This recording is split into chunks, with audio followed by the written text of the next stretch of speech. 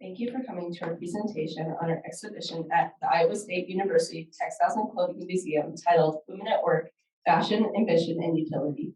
The Textiles and Clothing Museum was founded in 1924 and primarily serves as a teaching tool in the apparel, merchandising, and design curriculum at Iowa State University and to the campus at large. This project is a student-led initiative. 10 undergraduate students in the fall 2022 first ever honor seminar, Fashion Museums and Social Justice, conceptualized, curated, and installed this exhibition. In a single semester, we worked collaboratively on 4 teams: writing, graphics, installation, and documenting opening and media. Our exhibition features objects exclusively from the ISU Textiles and Clothing Museum's permanent collection.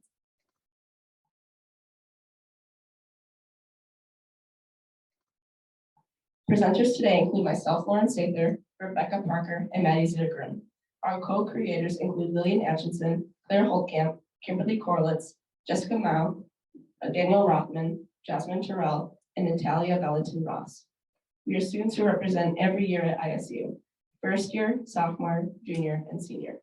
Additionally, we are majors from across campus, including English, chemistry, global resource systems, biology, psychology, public relations, apparel, merchandising and design, integrated studio arts, and business. Our faculty advisor on this project is Dr. Rennie Best, who is an associate professor in apparel, merchandising, and design, and is also the director and curator of this museum.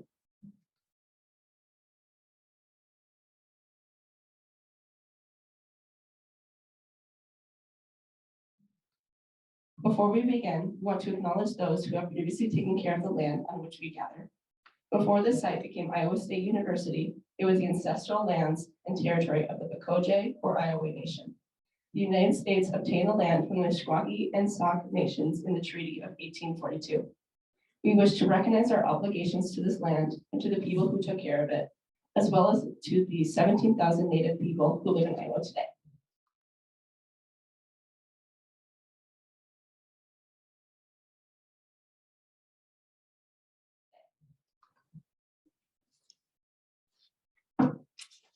We open this exhibition in the Mary Alice Gallery in Morrill Hall on ISU's campus today, December 8th, 2022.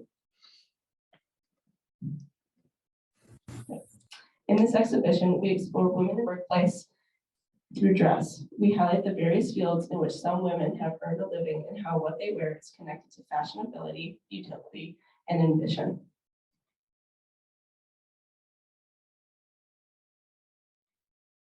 Throughout society, women have historically been overlooked and underappreciated. Specifically, the workplace has had fewer opportunities for women than men, creating inequities in the ability to support oneself financially. While more women are in the workforce in the 21st century than in previous centuries, they are still undermined, underpaid, and experience oppression. These issues are compounded for women of color, queer women, trans women, and those in other historically marginalized communities.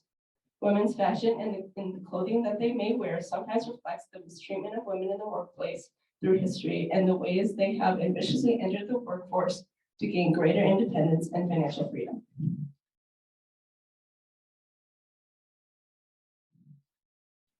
Our exhibition centers around 5 areas of work, including manual labor, sex work, medical work, hospitality, and public service.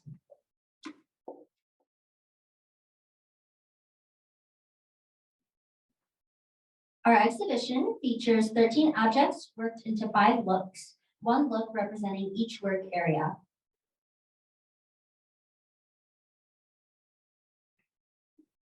We first highlight public service work. Beginning in 1912, before women, both white women and women of color, could vote in the United States, Juliette Gordon Low founded the Girl Scouts to encourage inclusiveness, the outdoors, self-reliance, and service. The uniforms were an important part of the association, and in early years, the women often made the uniforms by hand and out of materials such as khaki and in somber colors such as navy. In 1928, the Girl Scout green debuted.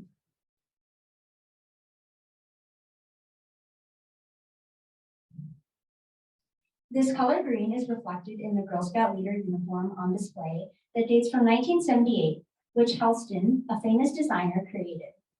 Uniforms such as the one on display in many ways shaped how young girls see women leaders in the community as independent.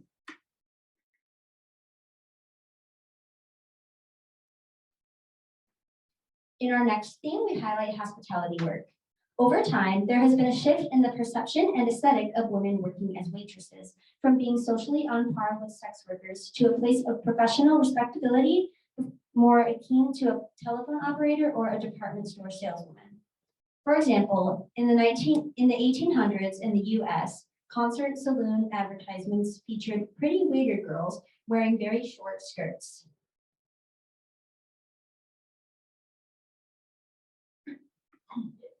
Then, when America's first restaurant chain, Fred Harvey, decided to hire only women as servers, it provided a nationwide nationwide example of a higher level of service provided by an exclusively female workforce.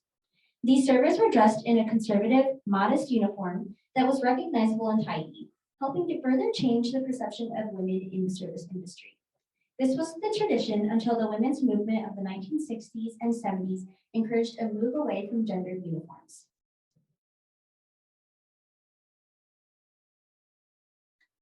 Women in hospitality is represented in our exhibition via this circa 1950s uniform. It was worn by women who worked in Iowa State's student-run restaurant called the Tea Room and reflects broader women's styles of the time period.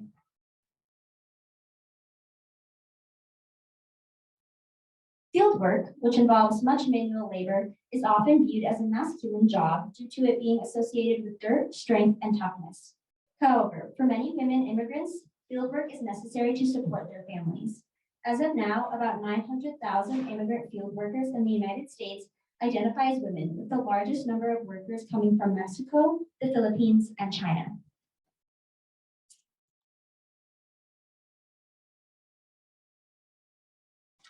Denim overalls, boots, various hats, and lightweight button-up long-sleeve and short-sleeve shirts, as seen in the exhibition, reflect workwear for hard manual labor in the field worn by women.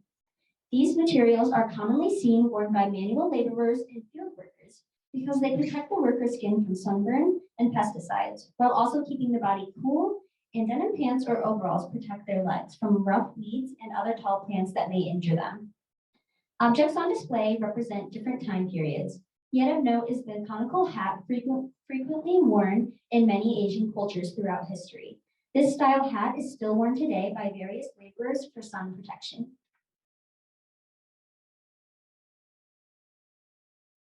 Next, we explored women in military and medical work.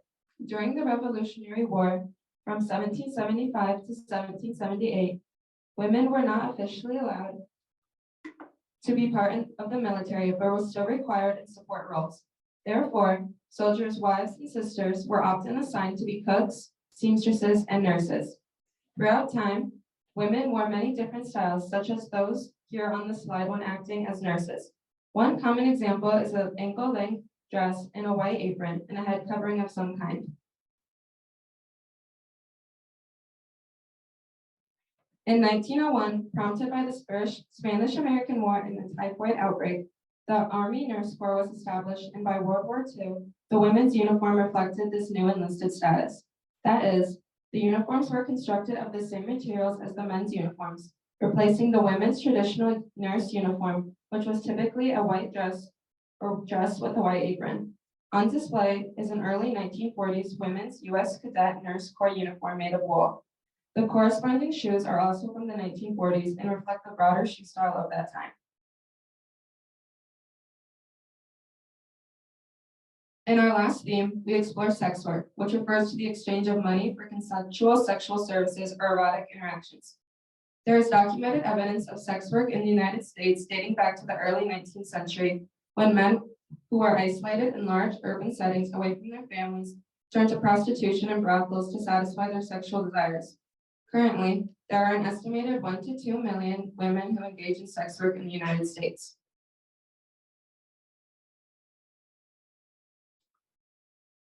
Women sex workers wear a variety of aesthetics. In the mid-20th century, sex workers' outfits often catered to the male gaze and included latex boots, darker colors such as red and black, and shorter cut skirt and dresses. Some sex workers wore an overcoat to cover their garments when in public, such as the outfit we have on display. The second wave feminism movement in the United States from the 1960s to 70s gave way to the sex workers' rights movement and the goal of decriminalizing sex work while granting full bodily autonomy to the women who participate in sex work, which many modern-day feminists support.